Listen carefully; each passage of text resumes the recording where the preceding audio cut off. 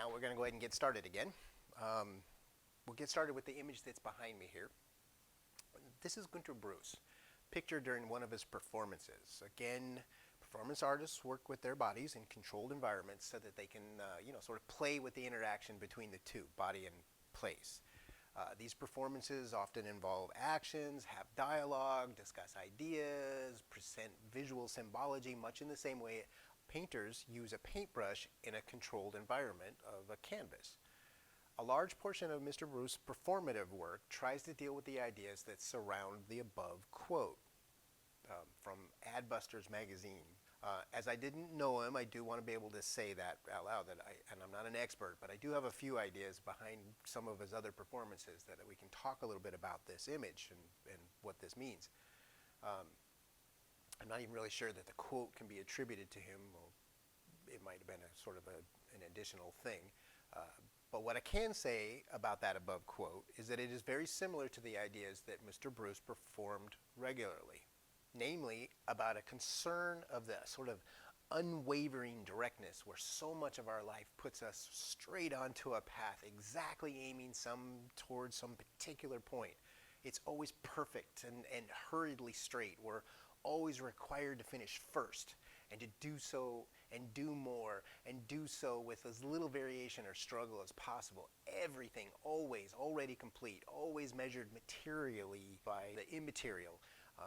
We're expected to be experts in everything, to know everything in advance, and of course look good while we do it and have a recording of it, for our channels. Now that's a lot. That's a lot of pressure. To basically just live life. So my question for you, are those expectations for those of you who are just now starting to live and participate within this culture in college, is that pressure to always and unfailingly be best starting to sound in any way familiar? Well, it does to me, and it does to a lot of other people that work similarly to Günter Bruce. So what we have here in this picture is Mr. Bruce wanting to show those same frustrations out loud and visually. His first performances were attempts like what's actually pictured here. He stood up against a wall, had somebody pour black paint down that wall, and in turn, down over him. He was doing this to be able to show a sort of a varied and dynamic trail or a line. And as a line, it was an abstract idea. As a symbol, that line was full of little interactions, rights and lefts and twists and turns, blockages and textural flows. It was a short and successful encapsulation of the performance symbolizing the vagaries of real life, which is absolutely anything but a straight line. Now, as successful as that performance was as a visual, Bruce decided it really wasn't enough and went on to dig deeper into his connections between the broader questions of individual life and the cultural shared experiences. Instead of paint, he decided to use something more personal. He used his own blood. He began to cut himself and to document the process of cutting. The line as a cut was seen as a symbol for the negative, and the blood flowing as a symbol of life was seen as a positive. No matter how apt that might have been metaphorically, hopefully, and needless to say, that path of artistic questioning was quite destructive to his body and his individual self. Regardless, Bruce decided to follow that path even further. He began to completely cut off body parts, like a finger or a toe.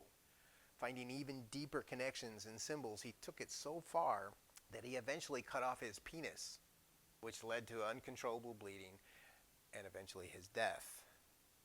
So now, this line of discussion begs kind of a awkward question. Before, I asked, when he was pouring paint over his head in the line, did any of his questions ring a bell to questions in your life? Okay, but now that we've seen some of his latter work as a sort of a violent extreme, do any of your own reactions to the pressures of societal expectations, did they still seem familiar? Honestly, I hope not. He was way out there, too extreme. I'm showing you this image and discussing Mr. Bruce's demise, not because you should be the same as Mr. Bruce, but because there is plenty to learn here about ourselves. Even if it was just momentarily, sometime in your life, you might have thought, bad thoughts, or we're overwhelmed by the pressures of the society we live in. Just like in all art, we can learn from Mr. Bruce's explorations despite in this case, extreme differences and despite the self-harming tendencies. We can learn something about the way we react to society. None of us actually are Mr. Bruce, thankfully, so none of us have to react in the same ways or explore the same extremes to be able to understand the ideas he presented. We don't have to be him to have his artistic dialogue with some of our own negative thoughts. Though you're all artists, none of us have to walk that same self-destructive path for us to learn something about our own individuality. And even if you did find some similarity between Mr. Bruce's work and some possibly frightening internal dialogue, you shouldn't be afraid to explore those deeper thoughts and psychologies. You don't have to take it to those extremes to actually get something out of his explorations. Now, before we go on, and because the work is fairly notorious, let's be really clear. The dialogue, the ideas, the discussion in Mr. Bruce's work, what's being presented here, they are valuable. They are art. But cutting yourself in response to life, well, that's not art. That's a cry for help. And in case anybody needs to hear this, help is always available regardless of your ability to communicate. The point here is, however ugly or wrong the art may seem, take from the work a spirit of questioning our personal and social and cultural responses to those exact pressures and frustrations, whether those responses are positive or negative or, well, anything in between. That dialogue is life, and that is the stuff of art. Life is never a straight line. That's why our definition of a line, like life, needs to be understood as varied and nuanced, inherently full of direction, movement, and question. Let's hope that we all have the type of curiosity and temperament to see life in lines representations, but also the wherewithal to know when to reflect and when to change course.